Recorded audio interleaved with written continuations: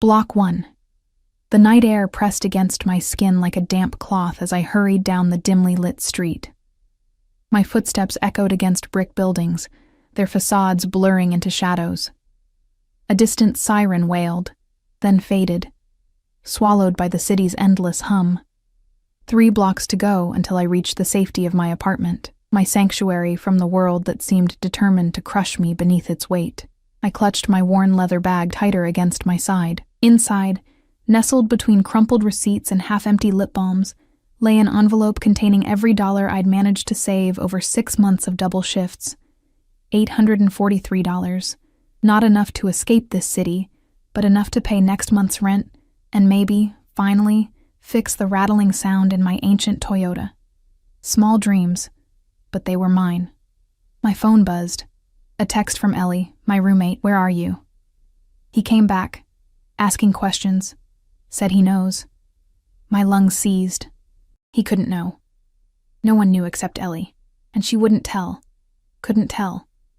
I'd been careful, covering my tracks since I'd taken Leo's money and disappeared. Not stolen, I reminded myself. Reclaimed. After what Leo did to me, after the bruises and lies and empty promises, that money was the least he owed me. I quickened my pace, my worn sneakers slapping against wet pavement. Rain had fallen earlier, leaving the streets glistening under streetlights that flickered like dying stars.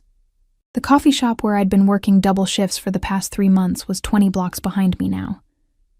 My fingers ached from hours of serving overpriced lattes to people who looked through me as if I were made of glass. A car engine growled behind me, headlights washing the sidewalk in harsh white light. I didn't turn. In this neighborhood, you learn to keep your eyes forward, your pace steady. Show no weakness. The car slowed, matching my stride. My heart hammered against my ribs. Leo didn't own a car, but he had friends who did. "Miss." A deep voice cut through the night air. Male, authoritative, the kind of voice that expected to be obeyed. I hesitated, caught in that moment of indecision that could mean the difference between safety and danger. The car, sleek, black, expensive, pulled alongside me. The window lowered silently, revealing only darkness within. "I believe you dropped this." A gloved hand extended from the window, holding something that caught the light. My wallet. The cheap faux leather one with the broken zipper that I'd had since college. I patted my bag frantically, feeling for the familiar bulge. Gone. I began, then stopped. Taking a step closer, I peered into the shadow of the car. "Thank you." As I reached for the wallet, his face emerged from the darkness, strong jawline, clean-shaven. Eyes that reminded me of storm clouds. Gray, watchful, electric with hidden energy. His suit was impeccable, the kind that cost more than my annual rent. A thin scar traced a path from his right temple to his cheekbone, the only imperfection on a face that seemed carved from cold marble. "You should be more careful," he said, his voice low and controlled. "These streets aren't safe after dark." Something about him, his posture, the quiet authority in his tone, the way his gaze moved beyond me to scan the street, reminded me of the detectives who had taken my statement after the break-in at my previous apartment. A cop. Not in uniform, but something about him radiated law enforcement. Relief flooded through me. Not Leo. Not one of his friends. Just a plainclothes officer doing his job. "Are you all right, miss? You look..." His eyes narrowed slightly, assessing. Frightened. "I'm fine," I lied, taking my wallet from his outstretched hand. Our fingers brushed, and I noticed how warm his were compared to the night air. "Thank you, officer." A slight pause. Something flickered across his features. Amusement? Surprise? But it vanished so quickly I thought I might have imagined it. The driver, a broad-shouldered silhouette in the front seat, shifted slightly. "Where are you headed?" he asked, ignoring my assumption about his profession. "Home." The word came out before I could stop it. I never told strangers where I lived. Never. The city had taught me that lesson the hard way. He nodded, as if confirming something to himself. 3 blocks east? The Westmore building? Ice slid down my spine. How did he know? I hadn't told anyone my new address except my boss and Ellie. "How did you..." Your ID, he said smoothly, gesturing to the wallet in my hand. I checked to see who it belonged to. Of course. My driver's license still showed my current address. Still, something felt off. Wrong. The hair at the nape of my neck prickled with warning. Let me drive you, he offered, pushing open the door. The interior light revealed buttery leather seats, and the faint scent of expensive cologne mingled with something sharper. It's not safe for you to walk alone. No, thank you, I said automatically. I insist. His tone remained polite, but beneath it ran a current of steel. Not a request. A command disguised as courtesy. Consider it part of my job to ensure citizens reach their destinations safely. My hand tightened around my bag. I should run. Every instinct screamed it. But to where? My apartment was still blocks away. And if Leo was there... And this man was a cop, wasn't he? The badge peeking from his inner pocket confirmed it, glinting gold in the dim light. Safety. Protection. Just a ride home, he said, his voice gentler now. Nothing more. Fatigue weighed on me like a physical thing. My double shift had left me exhausted, and the thought of walking another 3 blocks while looking over my shoulder was suddenly unbearable. I nodded once, sharply, and slid into the back seat beside him. The door closed with a soft click that sounded strangely final. The car pulled away from the curb, gliding into traffic with silent efficiency. Up close, the man beside me radiated heat and a kind of contained energy that made the spacious back seat feel suddenly claustrophobic. His cologne wrapped around me, sandalwood, and something darker, more primal. I'm Adrian, he said after a moment, offering no last name. Maya, I replied, instantly regretting giving my real name. Another rule broken. Maya, he repeated, as if testing how my name felt on his tongue. You work at Blackbird Coffee on 22nd. Not a question, a statement of fact. How? Your uniform, he explained, gesturing to my black shirt with the small embroidered blackbird over the heart. And you smell like coffee. I shifted uncomfortably, suddenly aware of the distance between us. Or rather, the lack of it. The car turned smoothly onto my street, moving at a leisurely pace despite the emptiness of the road. The driver's eyes appeared in the rearview mirror, meeting mine for a brief moment before returning to the road. Watchful. Alert. Your roommate, Adrian said, his gaze fixed on the passing buildings. The one who texted you. She's in trouble, isn't she? My blood froze. What? How did you... Your face, he said simply. When you checked your phone earlier, and you've been clutching your bag like it contains something precious or dangerous. His eyes dropped to my white-knuckled grip on my leather bag. Which is it? I wonder. The car slowed, stopping in front of my apartment building, the Westmore, once grand, now slowly decaying behind a facade of faded elegance, my prison and my sanctuary. Thank you for the ride, I said stiffly, reaching for the door handle. It wouldn't budge. Locked. My heart rate doubled instantly. I need to go. Adrian studied me for a long moment, his expression unreadable. The man who came looking for you, Leo. He's not a friend, is he? Panic clawed at my throat. How do you know about Leo? It's my job to know things, Maya. He reached inside his jacket, and for a terrifying moment, I thought he was reaching for a gun. Instead, he produced a sleek business card. No name, just a number, embossed in silver on matte black. When you need help, and you will, call this number. Anytime, day or night. The door lock clicked open. Adrian's eyes never left mine as I scrambled for the handle. Thank you again, officer, I said, desperate to maintain the fragile illusion that he was what I'd initially believed him to be. That ghost of a smile again, barely perceptible in the shadows. I never said I was a police officer, Maya. I froze, one foot on the sidewalk, the other still in his world. But your badge... Good night, he said softly. Remember what I said. When, not if. I stumbled onto the sidewalk, clutching my bag to my chest. The car remained at the curb, engine idling, as I fumbled with the building's security code. Only when the door closed behind me did I hear the car pull away, tires whispering against wet asphalt. My apartment was on the 4th floor. The elevator, perpetually out of service, forced me to take the stairs. By the time I reached my door, my legs trembled with exhaustion and lingering fear. The hallway was silent, too silent. No television sounds from Mrs. Peterson's apartment. No arguing couple in 4C. Nothing. I slid my key into the lock, turning it as quietly as possible. The door swung open to darkness. "Ellie," I whispered, fumbling for the light switch. "Ellie, are you—" The lamp clicked on. My roommate sat rigid on our second-hand couch, her face pale, eyes wide with terror. Beside her sat a man I'd never seen before, his hand resting casually on her knee. Behind them stood another, bulky and expressionless, not Leo. These men were something else entirely. "Maya," Ellie's voice cracked. "This is Mr. Vega.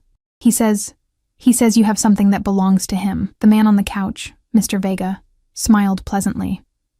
"Hello, Maya. I believe you've already met my brother Adrian. He mentioned giving you a ride home." He patted Ellie's knee, a gesture that made her flinch. "Why don't you join us?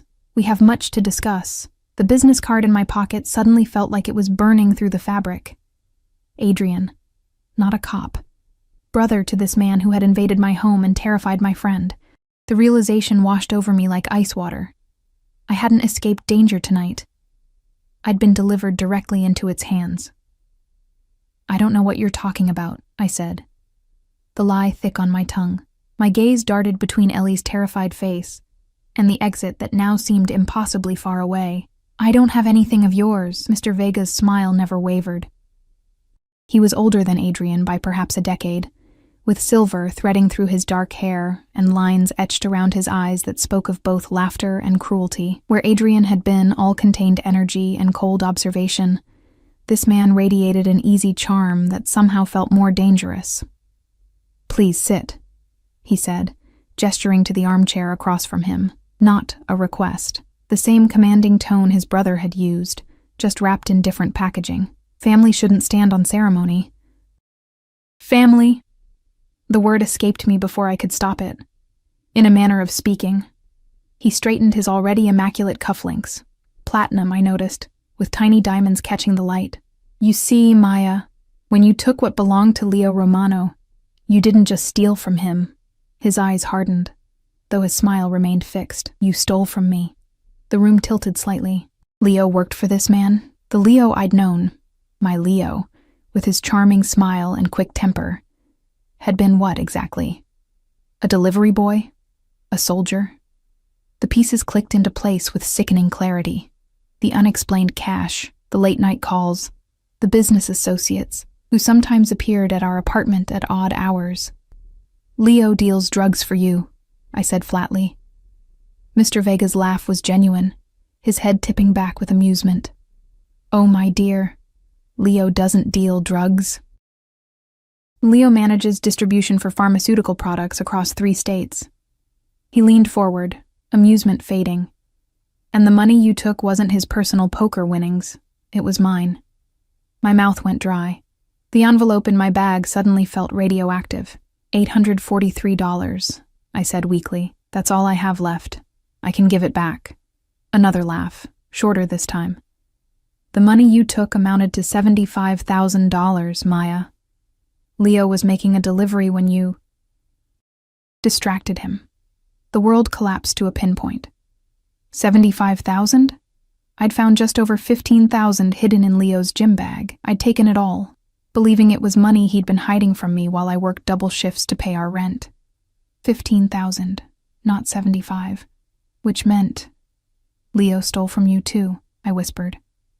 Something dangerous flashed in Mr. Vega's eyes. "Yes, and you're going to help me find him." "I haven't seen Leo in 6 months," I protested. "Not since I left. And yet," Mr. Vega countered smoothly, "he came looking for you just yesterday, asking questions at your former workplace, showing your picture around." He tilted his head. Why would he do that, I wonder? Because he'd finally figured out I was the one who took his money, I thought but didn't say. Because Leo's temper turned violent when he felt wronged. Because he'd promised that if I ever left him, he'd find me. "I don't know." I lied again. Mr. Vega studied me for a long moment, then sighed as if disappointed by a child's poor performance at school. Maya, let me be clear. Leo has stolen a significant amount of money from me. This makes me unhappy. He gestured to Ellie, who had gone completely still beside him. I would prefer not to extend this unhappiness to others in your life. The threat hung in the air, undisguised.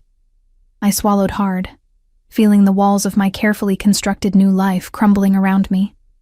What do you want from me? My voice sounded distant, as if it belonged to someone else. Your assistance, Mr. Vega said simply. You know Leo, his habits, his hideouts, his weaknesses. His smile returned, shark-like. You're going to help us find him, and if I refuse? The bulky man standing behind the couch shifted slightly. Mr. Vega didn't even glance in his direction. That would be unfortunate, he said softly. For everyone. My gaze met Ellie's. Tears streamed silently down her face. We'd been friends since freshman year of college, sharing cheap wine and cheaper dreams. She'd taken me in without question when I showed up at her door 6 months ago, bruised and terrified. I couldn't let her pay for my mistakes. Fine, I said, defeat coding each syllable. I'll help you find Leo. Mr. Vega clapped his hands together once, the sound sharp in the tense room. Excellent. We begin tomorrow. He stood, buttoning his suit jacket with practiced ease. Pack a bag. Enough for a few days. What? No, I have work. Your employment at Blackbird Coffee has been terminated, he said, as casually as if commenting on the weather. A generous severance has been arranged. Horror crawled up my spine. You can't just... I already have. He checked his watch. Platinum, matching his cufflinks. Be ready at 9 tomorrow morning. My brother will collect you, Adrian. The not cop who had delivered me into this nightmare. Anger flared, briefly outshining fear. And Ellie? I asked, struggling to keep my voice steady. We'll remain here, comfortable and unharmed, provided you cooperate. Mr. Vega moved toward the door, his silent companion following. Consider her my insurance policy. He paused at the threshold, turning back to me with that same pleasant smile that never reached his eyes. Oh, and Maya? The money you took from Leo. I'll be requiring that back as well. His gaze dropped meaningfully to my bag. All of it. After they left, the silence in the apartment was deafening. Ellie collapsed into tears, her body shaking with sobs. I rushed to her, pulling her into my arms, whispering apologies that felt hollow even to my own ears. Who are they? She asked between sobs. I don't know, I admitted. But they're dangerous, Ellie. More dangerous than I realized. I didn't sleep that night. Instead, I sat by the window, watching the street below, half expecting to see that sleek black car waiting. By dawn, I had packed a small duffel bag and counted out the $843 I had saved. A pittance compared to what I apparently owed. At precisely 8:59 the next morning, a different car pulled up outside our building. A matte gray SUV with tinted windows. I kissed Ellie's cheek, promised her everything would be okay, and made her swear to call her parents in Connecticut if she didn't hear from me within 3 days. Adrian was waiting in the back seat when I slid in beside him, his expression as unreadable as the night before. Today he wore a different suit, charcoal gray, impeccably tailored, and smelled of the same expensive cologne. You lied to me, I said without preamble. I never said I was a police officer, he replied calmly. You assumed. You let me believe it. Yes. No apology. No explanation. Just that single syllable, unapologetic and final. The car pulled away from the curb, merging into morning traffic. The driver, the same broad-shouldered man from the night before, kept his eyes on the road, though I sensed he was listening to every word. Where are we going? I asked, hating how small my voice sounded. Somewhere safe, Adrian replied. Somewhere Leo won't find you. I'm not afraid of Leo, I lied. I'm afraid of your brother. A ghost of a smile touched Adrian's lips. A reasonable fear. Most people who know Dante feel the same way. Dante Vega. Now I had a full name for the man who had threatened my best friend and upended my life in the space of an evening. It did nothing to ease the knot of dread in my stomach. How does Leo fit into all this? I asked, watching the familiar streets of my neighborhood give way to wider avenues lined with expensive boutiques. Adrian's gaze shifted to the window, watching the city pass by.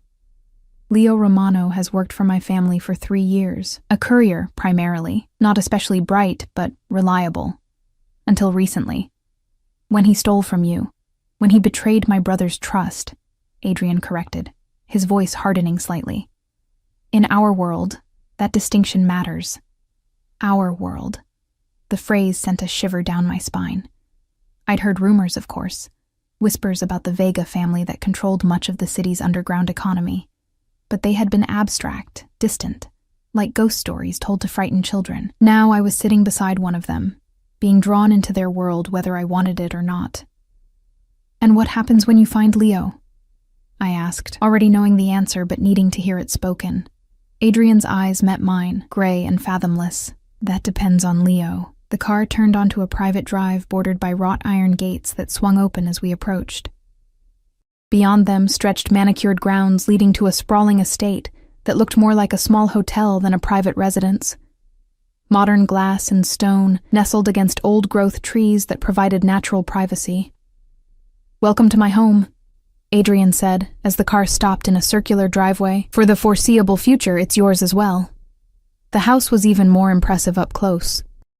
A staff member, security disguised as household help, opened my door and collected my pitiful duffel bag, as if it contained crown jewels instead of 3 changes of clothes and a toothbrush. Adrian led me through a soaring entryway, into a house that managed to be both intimidating and strangely welcoming. Modern art adorned walls of warm wood and cool stone. Floor-to-ceiling windows revealed glimpses of gardens and, in the distance, the glittering edge of what might have been the ocean. "You live here alone?" I asked, unable to hide my awe at the sheer scale of the place. "With staff," he replied simply. "Dante prefers the penthouse downtown, closer to his operations." A woman appeared, tall, elegant, with a no-nonsense air that reminded me of my high school principal. "Mr. Vega, everything is prepared as requested. Thank you, Mrs. Reynolds. This is Maya. She'll be staying with us for a while." Mrs. Reynolds nodded, her expression revealing nothing. "Your room is ready, miss. Would you like to refresh yourself before lunch?" Before I could answer, Adrian's phone chimed. He checked it, his expression darkening momentarily. "Show Maya to the East Wing," he instructed Mrs. Reynolds. "I have business to attend to. I'll join you for lunch at 1. With that, he was gone, leaving me in the care of this stranger in this strange, beautiful prison. My room, suite would be a more accurate term, overlooked a Japanese garden complete with a small stream and carefully arranged stones. The bed was larger than my entire bathroom at home, covered in linens that probably cost more than a month's salary. A closet bigger than my bedroom stood open, revealing women's clothing in various styles and sizes, the tag still attached. "Mr. Vega arranged for some options, not knowing your preferences," Mrs. Reynolds explained, noticing my confusion. "If anything fits, you're welcome to it." "This is..." I struggled to find words that wouldn't offend. "Unusual," Mrs. Reynolds supplied, a hint of dry humor in her voice. "Yes, well, the Vega brothers are unusual men." After she left, I sank onto the edge of the bed, overwhelmed. 24 hours ago, I had been serving lattes and worrying about making rent. Now I was essentially a prisoner in a mansion owned by a man who had deliberately deceived me, working for his brother who had threatened my best friend. And somewhere out there, Leo was looking for me. Leo, who had left bruises on my ribs and fear in my heart. Leo, who had apparently stolen from people even more dangerous than himself. I moved to the window, pressing my palm against the cool glass. Beyond the beauty of the gardens lay a high wall, barely visible through the trees. Not just a home, a fortress. The gold and crystal clock on the bedside table showed nearly 1 o'clock. Lunch with Adrian. The thought of food made my stomach clench, but the thought of defying my host seemed unwise. As I turned to prepare myself, something caught my eye, a small velvet box on the dresser, out of place among the modern decor. Curious, I opened it. Inside lay a delicate gold chain with a small pendant, a bird in flight, crafted in gold with a single diamond for an eye. Tucked beside it was a card in heavy cream stock, The handwriting was strong, masculine, precise. A blackbird for the girl from Blackbird. Wear it so I can find you if we're separated. I snapped the box closed, disturbed by the gesture's intimacy. A tracking device disguised as a gift? A thoughtful precaution? Or something more possessive? A knock at the door startled me. Mrs. Reynolds stood in the hallway, her expression neutral. Mr. Vega is waiting in the dining room. Shall I show you the way? As I followed her through the labyrinthine house, the pendant remained in its box on the dresser. Adrian Vega might have brought me into his world, but I would not wear his leash. Not willingly. Not yet. The dining room, like everything else in this house, managed to be both intimidating and inviting. Adrian stood at the head of a table that could have seated 20, but was set for just 2, the places adjacent to each other rather than opposite. He looked up as I entered, his expression shifting briefly. Surprise, perhaps, at my appearance in my own simple clothes, rather than the designer options he'd provided. Maya, he said, pulling out my chair. I trust your accommodations are satisfactory? They're lovely, I replied carefully, though I'm still not clear on why I'm here instead of helping your brother find Leo. Adrian's eyes met mine as he took his seat. Make no mistake, you are helping us find Leo, just not in the way you might expect. What exactly does that mean? I asked, watching Adrian carefully as a server appeared with the first course. Some kind of delicate soup that smelled of herbs and the ocean.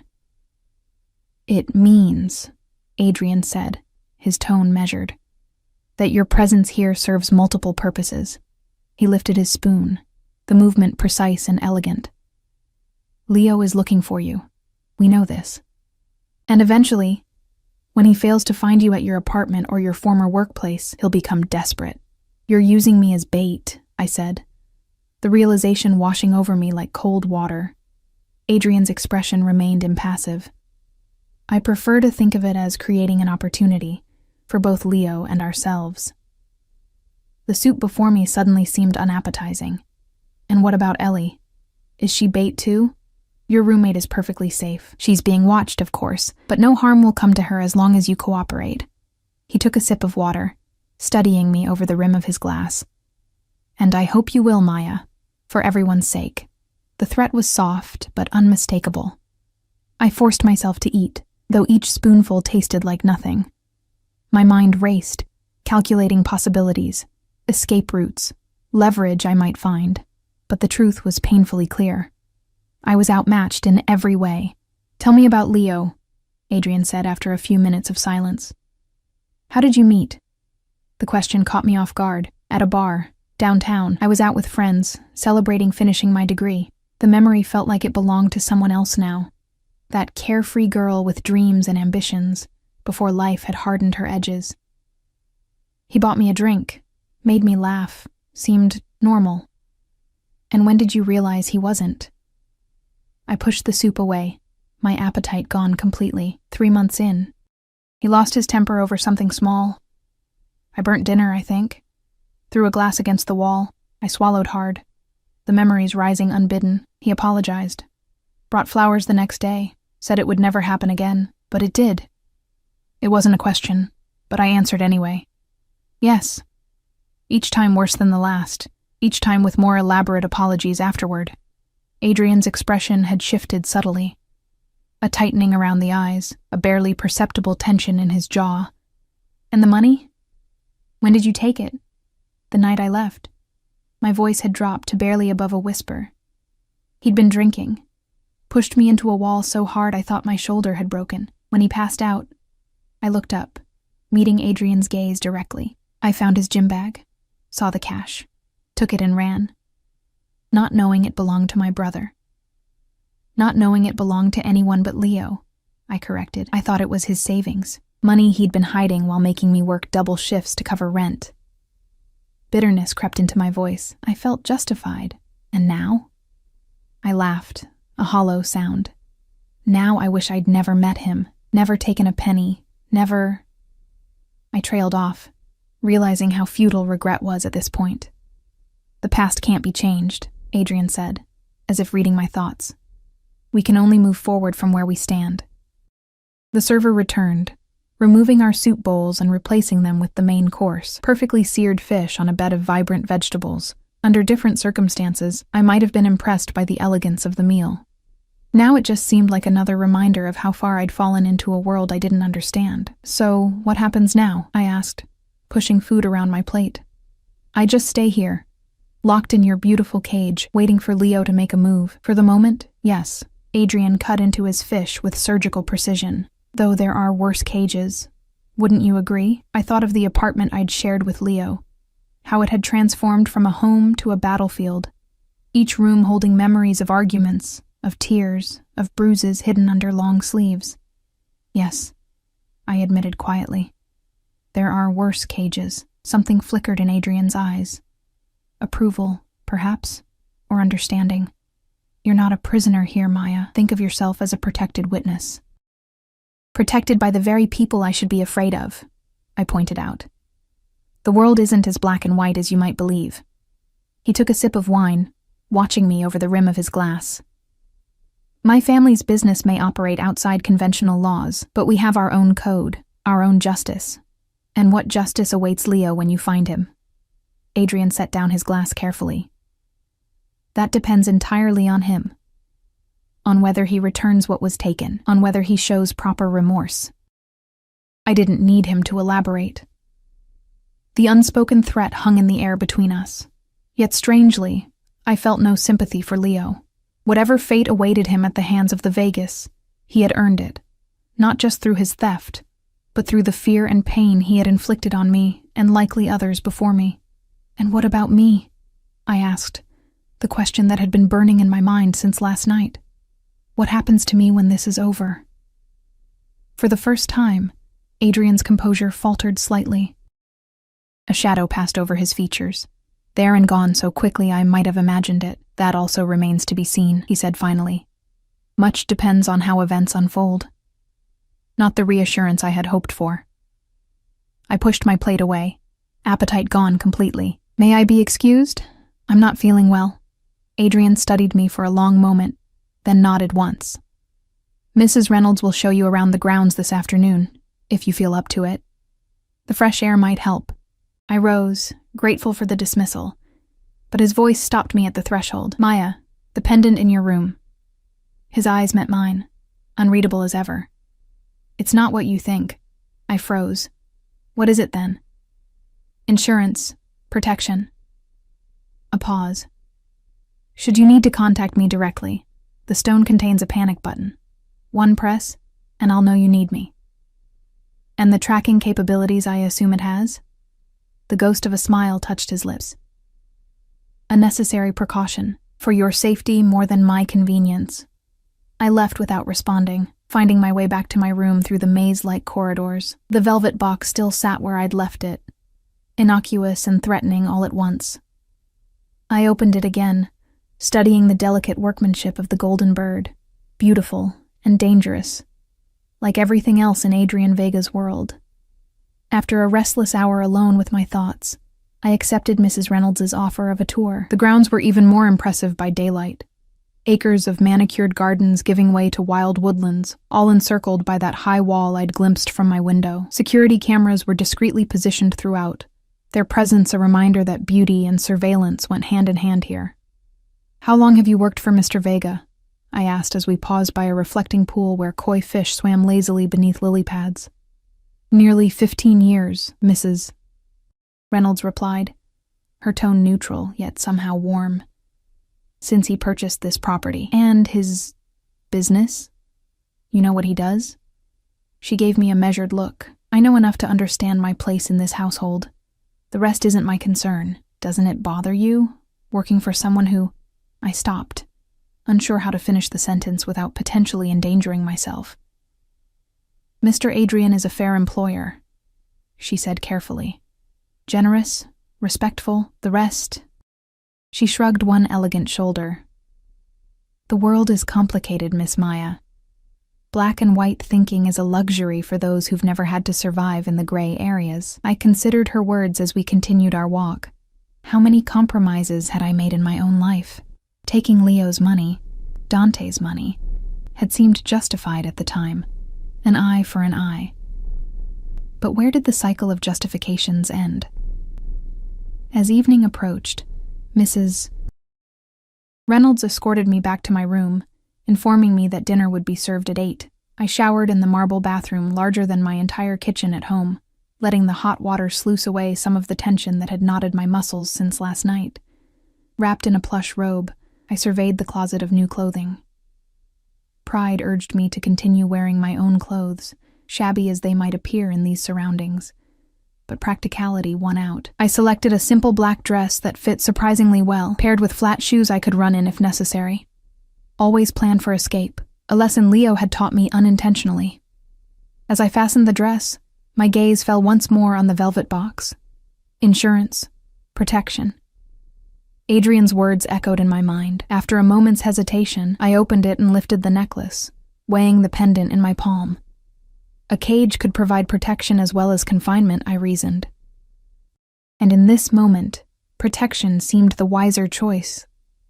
I fastened the chain around my neck, the bird resting just below my collarbone. Its tiny diamond eye caught the light, winking like a secret kept between us. At exactly 8 o'clock, a soft knock at my door announced dinner. I expected Mrs. Reynolds, but found Adrian himself waiting in the hallway, his expression unreadable as always except for a brief flicker of something, approval, satisfaction, when he noticed the pendant at my throat. "You look lovely," he said simply, offering his arm. "Shall we?" As we walked through the quiet house, I was acutely aware of his proximity, the warmth radiating from him, the subtle scent of his cologne, the controlled power in his movements. Dangerous, I reminded myself. This man is dangerous, yet something about him called to me on a level I didn't want to examine too closely. "My brother will be joining us," Adrian said as we approached the dining room. "He has news," I faltered mid-step. "Dante? Here?" Adrian's hand came to rest lightly at the small of my back, steadying me. The touch was brief, but electric. "Remember, you're under my protection in this house. Nothing will happen to you." Empty reassurance, I thought, but nodded anyway. We entered the dining room to find Dante Vega already seated at the head of the table, a glass of amber liquid in his hand. He rose as we entered, his smile as practiced and insincere as I remembered. "Maya," he greeted me, as if we were old friends meeting for a casual dinner. "How lovely to see you again. I trust my brother has been a gracious host?" The pendant felt suddenly heavy against my skin, a tangible reminder of whose world I had entered, whose game I was playing, whose rules would determine my fate. "Your brother has been," I searched for the right word, aware of the delicate balance I needed to maintain. "Accommodating." Dante's smile widened, not reaching his eyes. "Excellent. Please, sit." He gestured to the chair beside him, opposite where Adrian had seated himself. The table, set for 3 tonight, gleamed with crystal and silver under the warm light of a modern chandelier. A server appeared silently, pouring wine, deep red for the brothers, white for me without asking my preference. "A toast," Dante said, raising his glass, "to new alliances." I lifted my glass reluctantly, the word alliance sticking in my throat. This wasn't an alliance. It was coercion, plain and simple. "You mentioned news," Adrian said after we'd all taken a perfunctory sip. Dante set down his glass, his expression shifting to something more businesslike. "Indeed. It seems our friend Leo has been quite busy." His gaze slid to me, calculating. "He visited your workplace again today, Maya. Became rather insistent when told you no longer worked there." My stomach tightened. "Did he hurt anyone?" "Nothing serious. A few threats to your former manager." Dante waved a hand dismissively. "My men intervened before things escalated." "Your men were watching the coffee shop?" I asked, confused. "We've been watching all the places Leo might look for you," Adrian explained, his voice calm and matter-of-fact. "The coffee shop, your apartment building, your roommate's workplace." The realization that I had been under surveillance even before our encounter sent a chill through me. How long had they been watching? What else did they know about my life? "The important thing," Dante continued, "is that Leo is growing desperate, making mistakes. It's only a matter of time now." "Time until what?" I asked. though I feared I already knew the answer. Dante smiled thinly, until he makes his final mistake. The first course arrived. Some kind of delicate seafood arrangement that I barely tasted. My mind was racing, calculating angles, searching for leverage in a game where I held no cards. "Your roommate is well, by the way," Dante said casually, as if reading my thoughts. "My men report she went to work as usual, stopped for groceries on the way home, spoke on the phone with her mother for 27 minutes. The detailed surveillance report made my skin crawl. Is that supposed to reassure me? It should." Adrian interjected, his tone softer than his brother's. "It means she's safe, protected." "Watched," I corrected, "like an animal in a zoo." "Perspective," Dante replied, unruffled. "From where I sit, she's being guarded from a violent man who might use her to get to you." He took another sip of wine. "You should be thanking me." The audacity stole my breath momentarily. "Thank you for threatening my friend. For forcing me into this situation. For protecting you both from Leo Romano," Dante interrupted smoothly. "A man who, by your own admission, has a history of violence. A man who is currently searching the city for you with what I can only assume are less than honorable intentions." I fell silent, hating that he had a point. Leo was dangerous, and if he found me, or worse, found Ellie, the consequences could be severe. The Vegas protection, coerced as it was, offered a shield I couldn't provide alone. "What exactly do you expect from me?" I asked finally, looking between the brothers. "You know I haven't seen Leo in months. I don't know where he would hide.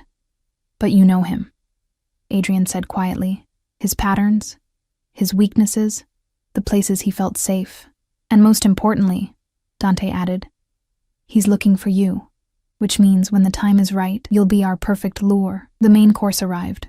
Perfectly cooked steak for the brothers, some kind of fish for me. I stared at my plate, appetite non-existent. "And if I refuse to be your bait?" I asked, knowing the answer, but needing to hear it spoken. "That would be unfortunate," Dante replied, cutting into his steak with surgical precision. "For your roommate, for you, for everyone involved, really." Adrian's eyes met mine across the table. Something passed between us, not quite sympathy, but understanding perhaps, an acknowledgement of the trap I found myself in. "I need some air," I said abruptly, pushing back from the table. Dante raised an eyebrow, but nodded. "Of course.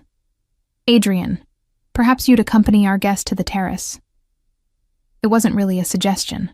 Adrian rose, coming to my side and guiding me through glass doors onto a sprawling terrace overlooking illuminated gardens. The night air was cool against my flushed skin, carrying the scent of jasmine and distant sea salt. We stood in silence for several minutes, the space between us charged with unspoken tensions. Finally, Adrian spoke. "I know this isn't what you wanted," he said quietly. "None of this is." A bitter laugh escaped me. "That's quite an understatement." "My brother," Adrian began, then paused, seeming to choose his words carefully. "Dante sees the world in terms of assets and liabilities, useful tools and disposable obstacles." "And which am I?" I asked, turning to face him. The moonlight carved shadows across his face, emphasizing the strong lines of his jaw, the intensity of his eyes. "That depends on you. On whether I help you find Leo," I surmised. "On whether you understand the position you're in," he corrected, "the opportunities as well as the dangers." I shook my head in disbelief. "Opportunities? I'm essentially a prisoner being used as bait for my violent ex-boyfriend by a family of criminals. Please, enlighten me about these wonderful opportunities." Adrian moved closer, his presence overwhelming in the moonlight. "Protection, security, a life free from looking over your shoulder, wondering when Leo might appear." His voice dropped lower. "My brother may have initiated the situation, Maya, but I can ensure your safety long after Leo is dealt with." The pendant at my throat seemed suddenly heavy. "At what price?" His eyes held mine, unfathomable in the darkness. "Your loyalty, your discretion. Nothing more. Nothing more." The words hung between us, laden with unspoken possibilities. I was acutely aware of his proximity, of the subtle heat radiating from his body, of the way his gaze dropped briefly to my lips, before returning to my eyes. "And if I refuse?" I whispered. "You won't," he said simply. Not a threat, but a certainty that sent a confusing shiver down my spine. The glass door slid open behind us, breaking the moment. Dante stood silhouetted against the dining room light. "If you're finished with your private conversation," he said, an edge to his voice I hadn't heard before, "we have business to conclude." We returned to the dining room, the air thick with tension. Dessert had been served, some elaborate confection I couldn't bring myself to touch. "Tomorrow," Dante said without preamble, "you'll make a phone call to your roommate. Tell her you're safe but staying with a friend for a few days. Tell her to inform anyone who asks, especially Leo, that you've gone to visit family in..."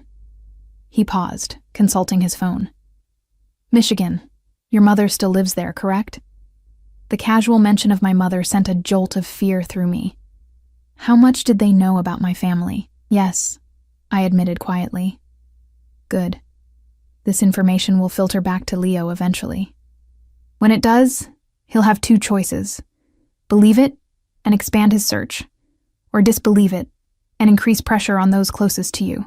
Either way, his movements will become more predictable." "And then?" I asked. Dante smiled thinly. "And then we spring our trap." The rest of the dinner passed in a blur of tension and forced pleasantries. Dante departed shortly after, leaving me alone with Adrian once more. The relief I felt at his brother's absence disturbed me, as if Adrian's brand of danger was somehow preferable to Dante's. "You should rest," Adrian said, as we walked back toward my room. "Tomorrow will be challenging." We stopped at my door, the moment suddenly awkward, poised between captor and captive, protector and protected. Something else simmered beneath the surface, an attraction I didn't want to acknowledge but couldn't fully deny. "Why did you let me believe you were a police officer?" I asked abruptly. "That first night, when you picked me up." A shadow of something, regret, perhaps, crossed his features. "Would you have gotten into my car if you'd known the truth?" "No." "Then you have your answer." He reached out, his fingers lightly brushing the golden bird at my throat. The contact sent electricity racing across my skin. "I did what was necessary to keep you safe." "Safe for your brother's purposes," I corrected bitterly. Adrian's expression hardened slightly. "For now, yes. But remember what I told you on the terrace, Maya. This situation is temporary. Leo will be found. Debts will be settled." His voice dropped, becoming intense. "What comes after? That path is still being written." Before I could respond, he stepped back, the professional mask slipping back into place. "Sleep well," he said formally. "I'll see you in the morning." As I closed the door behind me, I leaned against it, my heart racing with confusion and fear. And something else I didn't dare name. The pendant felt warm against my skin, a tether binding me to Adrian Vega and his dangerous world. Tomorrow I would make a phone call that would set a trap for Leo. I would become complicit in whatever fate awaited him. And somewhere in that process, I would have to decide who I feared more: the devil I knew, or the devil whose house I now called home. Morning arrived with pale sunlight filtering through gauzy curtains. I'd slept fitfully, dreams filled with shadowy figures and golden cages. The pendant remained at my throat. I hadn't taken it off before falling into bed, too exhausted by fear and uncertainty to bother. A soft knock at the door announced Mrs. Reynolds, bearing a tray of coffee and pastries. "Mr. Vega requests your presence in his study at 10, she informed me, setting the tray on a small table by the window. "The call to your roommate will be arranged then." I nodded, grateful for the coffee if nothing else. "Mrs. Reynolds," I said as she turned to leave, "if you were in my position, what would you do?" She paused, considering me with those shrewd eyes that seemed to see more than they revealed. "I would remember that in this world, survival often depends on choosing the right allies." A ghost of a smile touched her lips. "And I would observe that Mr. Adrian rarely takes personal interest in business matters." With that cryptic response, she left me to my coffee and my thoughts. At precisely 10 o'clock, I made my way to Adrian's study, having dressed in simple jeans and a sweater from the provided wardrobe. The house was quiet, staff moving like shadows through sunlit corridors. The study, like everything in this house, balanced intimidation and comfort. Floor-to-ceiling bookshelves lined one wall, filled with leather-bound volumes that appeared well-read rather than decorative. A massive desk of dark wood dominated the space, behind which Adrian sat reviewing documents. He looked up as I entered, his expression warming slightly. "Maya, thank you for being prompt. Please sit." I took the chair across from him, noting the phone positioned between us. "Is your brother joining us?" I asked, unable to keep the tension from my voice. "Dante has other matters to attend to today," Adrian replied, and I tried not to show my relief. "I'll be overseeing this conversation." He pushed a notepad toward me, covered in his precise handwriting. "These are the key points to cover with your roommate. Keep the call brief. Natural. Remember that Leo may already be monitoring her phone." The thought sent a chill through me. Poor Ellie. Caught in this dangerous game because of my choices. And if she tells me something's wrong? If Leo has already found her? Then we adjust our strategy. Adrian's tone was calm, but I noticed his hand tense slightly on the desk. "But my men report all was quiet at your apartment this morning." Ellie left for work as usual. I picked up the phone, dialing with trembling fingers. 3 rings, then Ellie's voice, breathless and wary. "Hello?" "Elle, it's me," I said, striving for normalcy despite Adrian's watchful gaze. "Maya! Oh my God, are you okay? Where are you?" Relief and panic mingled in her voice. "I'm fine, I promise. I'm staying with a friend for a few days." I glanced at Adrian's notes, following the script. "I just needed some time to sort things out after everything." "Is this about those men? The ones who came to our apartment?" Ellie's voice dropped to a whisper. "Maya, they were scary. The older one. He made threats." Adrian's eyebrows rose slightly at this, but his expression remained neutral. "I know, Elle, and I'm so sorry you got caught up in this. But I'm handling it. I promise." I swallowed hard. "Listen, if anyone asks, especially Leo, tell them I went to visit my mom in Michigan, okay? I just need some space from everything." A pause. "Leo came by yesterday. He was not good, Maya. He tore through our place looking for something. Said you'd taken what belonged to him." Adrian leaned forward at this, clearly interested. "What did you tell him?" I asked, my heart racing. "That I hadn't seen you in days, that I didn't know where you were." Ellie's voice cracked. I don't think he believed me. Adrian scribbled something on a notepad, then turned it toward me. "Ask what he was looking for specifically." "Did he say what I supposedly took? What he was looking for?"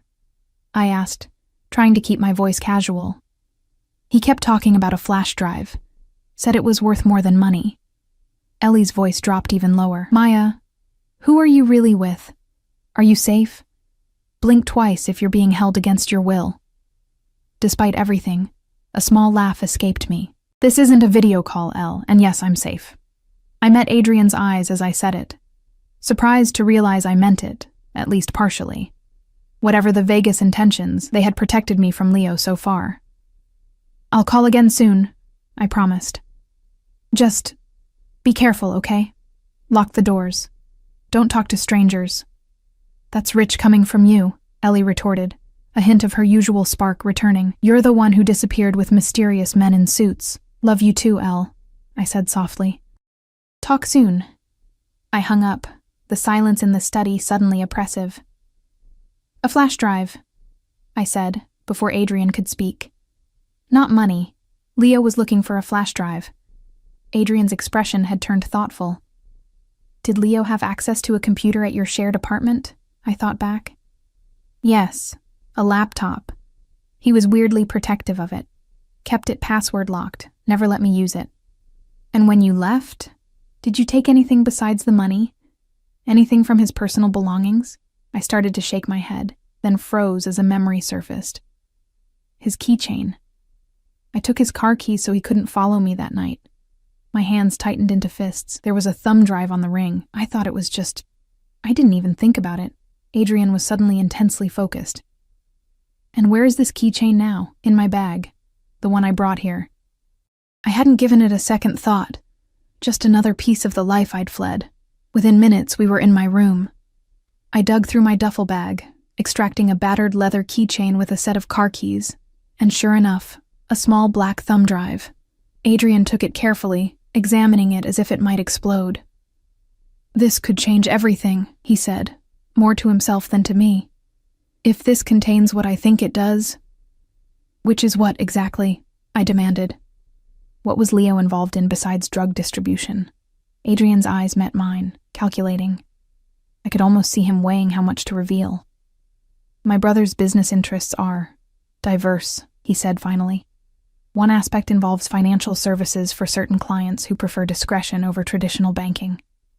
"Money laundering," I translated flatly. A ghost of a smile touched his lips. "Among other things, Leo had recently been entrusted with sensitive client information. Information that would be extremely valuable to competitors or law enforcement. The implications hit me, so when Leo stole the money, we assumed it was simple greed, a courier skimming from deliveries." Adrian's expression hardened, "But if he also took client data with the intention of selling it or leveraging it, that's why your brother was so intent on finding him," I finished. "Not just for the money. The money is nothing compared to the damage this information could cause in the wrong hands." Adrian pocketed the drive. "I need to secure this immediately. My brother will want to know." Fear crawled up my spine. What happens now? To Leo? To me? Adrian's expression softened, almost imperceptibly. "That depends on what's on this drive. If it contains what we suspect, finding Leo becomes even more urgent." He stepped closer, his voice dropping. "As for you, Maya, you've just become considerably more valuable to my family. As a pawn in your game," I said bitterly. "As someone who unknowingly held the key we've been searching for." His hand came up, fingers lightly touching the pendant at my throat.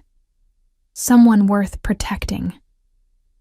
The door opened without warning. Dante Vega stood in the threshold, his eyes taking in the scene before him. Adrian standing close to me, his hand at my neck, the keychain dangling from my fingers. "Interrupting something?" Dante asked, his voice deceptively light. Adrian stepped back, his professional mask sliding into place. "Maya has recovered something of interest." He held up the flash drive. "Leo's missing data." Dante's expression transformed instantly from suspicion to intense focus. "You're certain?"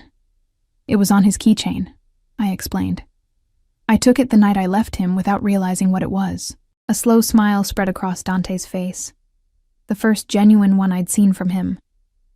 "Well, Maya, it seems you're full of surprises." He held out his hand to his brother. "I'll take that." Something flickered across Adrian's face. Reluctance? Concern? Before he handed over the drive. "We should verify its contents before proceeding." "Of course," Dante agreed smoothly, pocketing the drive. "In my office. Immediately." His gaze shifted to me, calculating. "It seems your usefulness has evolved, Maya. I'll need to reconsider our arrangement." A chill ran through me. "Our arrangement?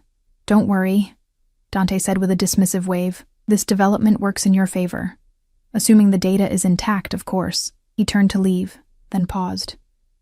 "Adrian, join me in 5 minutes." After he left, silence filled the room. Adrian's expression had turned unreadable again, but tension radiated from him in almost palpable waves. What did he mean? "Reconsider our arrangement," I asked, trying to keep the fear from my voice. Adrian's eyes met mine. "It means that if that drive contains what we need, you're no longer merely bait for Leo. You're now directly involved in recovering stolen property." "I didn't know what it was," I protested. "Intention doesn't always matter in our world," Adrian replied. "Results do." He moved toward the door, then stopped. "Lock your door. Don't leave this room until I return." "Adrian!"